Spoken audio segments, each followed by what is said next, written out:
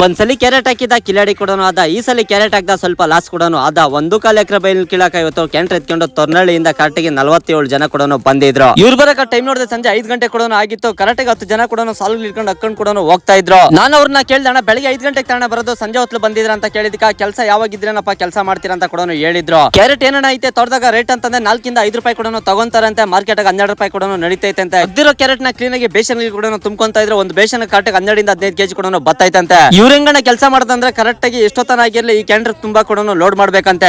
ಚೆನ್ನಾಗಿರೋದನ್ನ bucket ಹಾಕದ ಕಲ್ಪನಾ ಅಲ್ಲೇ ತೋಟದ ಕೂಡ ಬೆಟ್ಟಿದ್ರು. ಟೊಮಾಟೋ ಆದ್ರೆ ಕ್ರೇಟಲ್ ತುಂಬ್ತಾರೆ, ಆದ್ರೆ ಈ ಕ್ಯಾರೆಟ್ ನ ಹಂಗೆ ಎತ್ಕೊಂಡೋಗಿ ಕ್ಯಾಂಟಲ್ ಕೂಡ ಹಾಕ್ತಾರೆ. ಅದೇ ತರ ವೇರ್ ಬ್ರಿಡ್ಜ್ ಕೂಡ ತೂಕ ಕೂಡ ನೋಡ್ಕೊಂತಾರೆ. ಮೂಟೆಗೆಲ್ಲ ಕೂಡ ಕ್ಲೀನ್ ಆಗಿ ತುಂಬಿಟ್ಟು ಎತ್ಕೊಂಡೋಗಿ ಕ್ಯಾಂಟರ್ ಕೂಡ ಹಾಕೊಂಡು ಈ ಕಡೆ ಲೋಡ್ ಕೂಡ ಮಾಡ್ಕೊಂತ ಇದ್ರು. ನೀವು ಬೇಕಾದ ಅಬ್ಸರ್ವ್ ಮಾಡ್ಬೋದು. ನಾನು ಕೂಡ ಒಂದೊಂದು ಬಕೆಟ್ ಕೂಡ ಎತ್ತಿ ಅವ್ರ ಮೇಲೆ ಕೂಡ ಇಕ್ತಾ ಇದ್ದೆ. ನನ್ನ ಕೈಲಾಗಿದ್ದು ನಾನು ಸಪೋರ್ಟ್ ಕೂಡ ಮಾಡಿದೆ. ಟೈಮ್ ನೋಡಿದ್ರೆ ರಾತ್ರಿ 8:21 ಕೂಡ ಆಗಿತ್ತು. ಊಟ ಕೂಡ ಬಂದಿತ್ತು. ಬಂದಿರೋ ಊಟನ ಹೊಟ್ಟೆ ತುಂಬಾ ಕೂಡ ತಿಂದಿದ್ರು. ಅದೇ ತರ ಅರ್ಧ ಕ್ಯಾಂಟರ್ ಕೂಡ ಲೋಡ್ ಆಗೈತಿ. ಅರ್ಧ ಕ್ಯಾಂಟರ್ ಲೋಡ್ ಮಾಡ್ಬೇಕಾಯ್ತು. ನೆತ್ತಿ ಬ್ಯಾಟಿಗೆ ಹಾಕೊಂಡು ಅವ್ರ ಕೆಲಸ ಕೂಡ ಮುಂದುವರ್ಸ್ರು. ಕಿತ್ತಿರೋ ಕ್ಯಾರೆಟ್ ನ ಕ್ಯಾಂಟರ್ ಗೆ ಲೋಡ್ ಮಾಡಕ ರಾತ್ರಿ 11:15 ಕೂಡ ಆಗಿತ್ತು. ಕರೆಕ್ಟಾಗಿ 25 ಟನ್ ಕೂಡ ತುಂಬ್ತಾರೆ ಅಂತ ಕ್ಯಾರೆಟ್ ಕ್ಯಾಂಟರ್ ಗೆ. ಇದೆಲ್ಲ ಕೆಲಸ ಮುಗಿಸ್ಕೊಂಡು ಅವರು ಮಾರ್ಕೆಟ್ ಹೋಗಕ ರಾತ್ರಿ 12:15 ಕೂಡ ಆಗಿತ್ತು. ಅವ್ರು ಮಾರ್ಕೆಟ್ ಕಡೆ ಹೋದ್ರೆ ನಾನು ಊರ್ ಕಡೆ ಕೂಡ ಬಂದೆ. ಬೆಳಗ್ಗೆ ಬರೋ ಫಸ್ಟ್ ತೋಟ ಈ ರೇಂಜ್ ಕೂಡ ಕಿತ್ತಾಕಿದ್ರೆ ನೀವು ಬೇಕಾದ ಅಬ್ಸರ್ವ್ ಮಾಡ್ಬೋದು. ಇವತ್ತಿನ ಕಥೆ ಇಷ್ಟು. ನಾಳೆ ಸಿಗ್ತೀನಿ ಫ್ರೆಂಡ್ಸ್.